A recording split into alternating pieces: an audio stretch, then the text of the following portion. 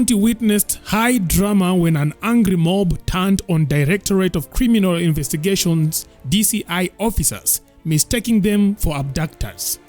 Kila kitu imetusababisha ni ile kitu ya gari kukuja kuchukua msichana na kumweka kwa mbuti. Sisi kwa watu wa Kirinyaga tukatoka mbio na kufuata gari. Tukafuata gari na pikipiki moja ikagonga hii kuta.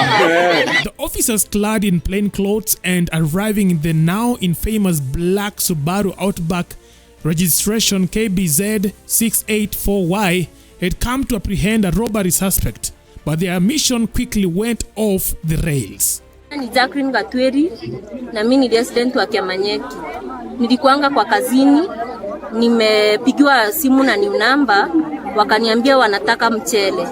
So juu niko na nibongo anauza mchele hapo, nikawaambia iko, wakaniambia niwapimie kilo 20. So venye walifika hapo kwa kazi wakanipigia, wakaniambia wamefika. Kufika wakanionyesha kande za DCI. Nikawaambia kwanza nipigie boss wangu simu, wakakataa. Then wakanichukua cha nguvu wakanipeleka kwa gari. Tukakuja Kirinyaga, tukapata huyo msichana rafiki yangu hayuko mwenye tulikuwa tumeenda kuchukua. So amerudi na mimi cha nguvu, ndio maana hawa residents wa Kirinyaga wamekuja waka nini. Armed with pistols hidden under casual jackets, the officers moved swiftly towards their target, but suspicious villagers intercepted them, demanding identification. As is common during such operations, the officers brandished their weapons, a move meant to assert authority, but one that backfired spectacularly.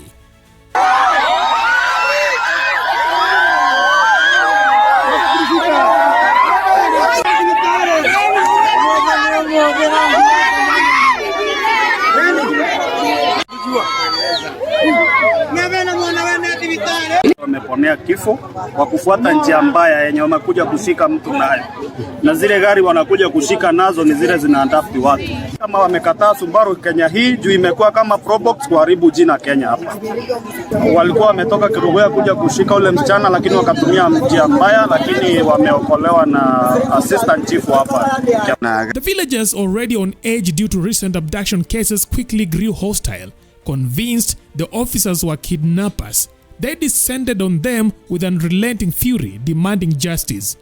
Overwhelmed and outnumbered, the officers had no choice but to identify themselves after calling for reinforcement. Raia walipoona hiyo gari wameweza kuleta shinda na wakaizuilia, wakasema haitaweza kwenda na mtu wao.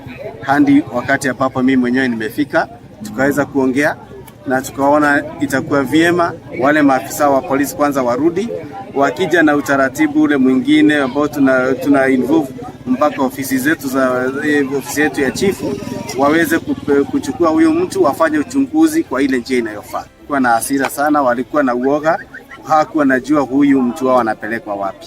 Sasa shinda ilikuwa tu Subaru. But here is a police service and a National Security Council saying that they do not know for sure who is abducting the young people. If they do not know, then who should know? The incident reflects the growing tensions in the region, where as part of abduction targeting government critics has left many youths living in fear. Everywhere in Kenya, that is. Some have vanished without a trace, others have turned up injured or dead. The mystery surrounding these disappearances has fueled distrust towards anyone perceived as an authority figure, plainclothes police officers included. That we have received a lot of complaints regarding the abductions. The National Police Service is not involved in any case of abduction. Our duty and responsibility is to make sure that whoever is involved in abduction is apprehended and taken to court, and to also ensure that the abductees are saved and we bring them back. While the police has consistently denied involvement in the abductions, insisting they are as clueless as the public, skepticism remains high. On the other hand, the government has awkwardly praised the unidentified operatives for their actions, further muddying the waters. To bring about discipline in this country. Wahenga wanasema kwamba Na uzuri niko na mhenga mmoja hapa anaitwa Waziri Joe, tuko naye hapa. Wahenga wanasema asiyefunzwa na mamaye atafunzwa na ulimwengu. Hawa watoto ambao wanaleta shida ni watoto wako majumbani kwetu. Wewe kama mzazi ukishindwa, ulimwengu hautashindwa. Na ulimwengu ukimwandama mtoto wako, usio wa kwanza kupiga mayowe.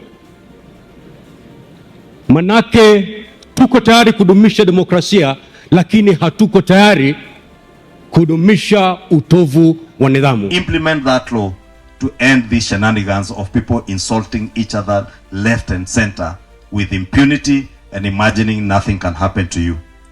Finally, because it's the same misuse, we have seen people alleging that they have been abducted, kidnapped, then they show up, all out of political expediency. If anybody alleges that they have been kidnapped, abducted, and they are not, they should also be arrested and charged for misuse of their computers and cyber crimes. The abduction issue has also divided political leaders. Some defend the abductions as a consequence of crossing undefined boundaries, while others urge citizens to defend themselves against any unverified attempts at arrest. That it is a high time to stop these abductions, and you know what to do. Do not request the president not to abduct people. You have the solution. Now that we have been told that it is the criminal gangs who are abducting Kenyans, we need to deal with these criminal gangs. You know what to do. Anything humanly possible, anything around you, any material around you should be used to protect a fellow Kenyan. We will not allow abductions as Kenyans. If you stopped President Ruto from signing the finance bill into an act, then you can stop a few group of people, 2 or 3, from abducting fellow Kenyans. Let us deal with these people decisively. Kenyans, let us ensure that no Kenyan suffers anymore. Thank you and God bless you. The Kirinyaga incidents seem to embody this charged atmosphere, with villagers acting as both judge and jury in their bid to protect their own. You see, Subaru Outbacks, often associated with covert police operations in Kenya, has become a symbol of fear and suspicion. Its arrival in Kirinyaga set off alarms among residents already wary of its ominous reputation. When the officers emerged in plain clothes and pistols, it was enough to spark panic and fury in equal measure. As the officers licked their wounds and regrouped after the incident, questions lingered at the moment. How did we reach a point where law enforcement is indistinguishable from suspected kidnappers? For now, in Kirinyaga and within Kenya, trusts between citizens and authorities seem as elusive as the answers to the region's growing abductions crisis.